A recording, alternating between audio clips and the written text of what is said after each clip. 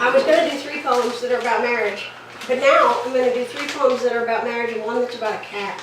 Yeah, all right. Let's start with the cat, shall we? Yeah. Okay, it's called Lessons. She is pointedly staring at the empty water bowl. I fill it. Joints jolting, she thumps down to drink.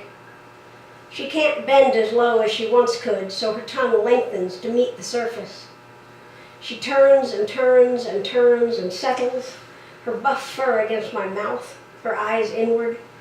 She rises and turns and turns and settles again. She smells like spices, like cinnamon, like turmeric. With her bulging elbows, she cannot get comfortable. She has not lost her softness with age, only her lifting grace. Now her grace is in her effort, the timid movements she makes, the way her pain opens me to her. She is sharp when sharpness is called for. She is tender when she is in the mood. Ask for more. Be generous with the young. Do it anyway. Express anger.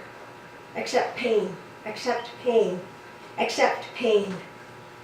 In a moment, a kiss is distracting. Ask for one. So the 3 poems about marriage are sort of 3 different kind of aspects. My great aunt Pearl died this week. She married into my family. She married my great uncle Tom in 1967 when the Loving versus Virginia case happened, and she and my great uncle had to drive to D.C. in order to get married because they couldn't get married in Virginia yet.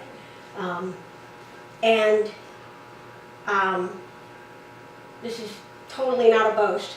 It's more of a, isn't the world strange? But it just happened that my grandparents were really cool about it, and that the other siblings in that family were not at all cool about it. And so we were thinking about that this week when she died. And so this is about their marriage.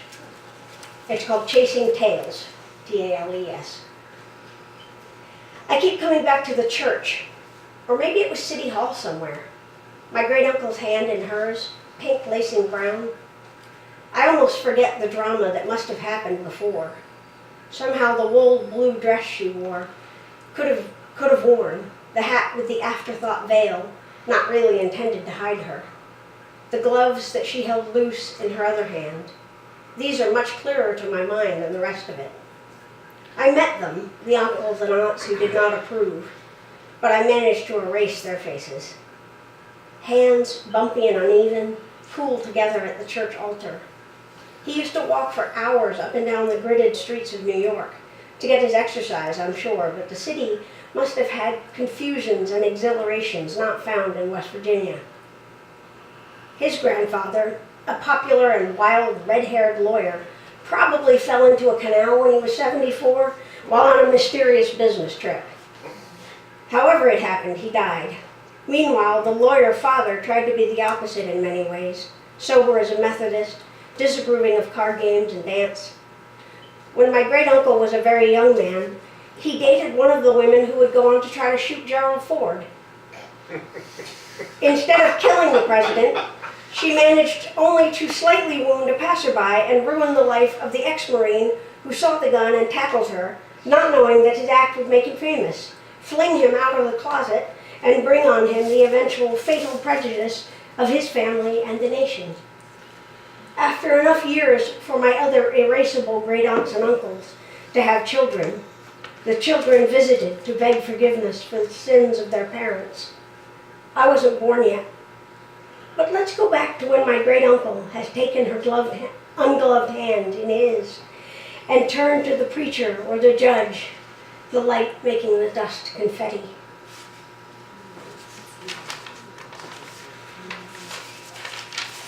And then these 2 are about my marriage to that lady over there. I was really grateful that my great aunt and uncle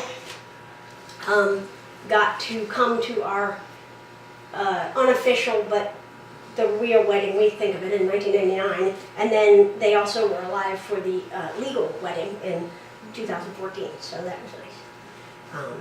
This is about a decision that Emily and I made about, how long did we decide? 13 years ago? It's called Photograph of the Cusp. Crouched down, wearing the sweater she knitted me, my head tilts to hers. She is down with me, knees bent, balanced on her sneaker toes. We meet the camera with long, raw smiles. Not the relaxed grins of vacation, but the sweet grief of women who have made a decision. We will sell the house. The future will hold only the pitter-patter of our own feet. We will taste what follows defeat. We hunch on the rocky beach, the rumpled napkin of lake beside us. She holds a striped pebble in her hands.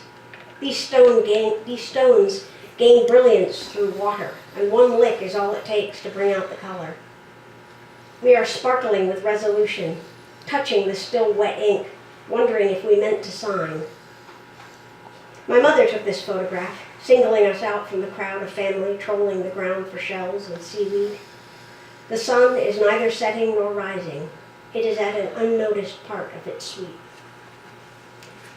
And then I have one more, and this one's called Rendezvous. How can we sit at the coffee shop, politely drinking coffee and ginger beer, when I know the briny smell of your scalp and the curve of your bicep? Your eyes are like 3 drops of food coloring, brown after green after blue. But I have seen past that to the place where all color begins. More than just eyes meeting, eyes stopping to see. A nod, an acknowledgement, an agreement. We have dog-eared our book again. Your ring is twisted.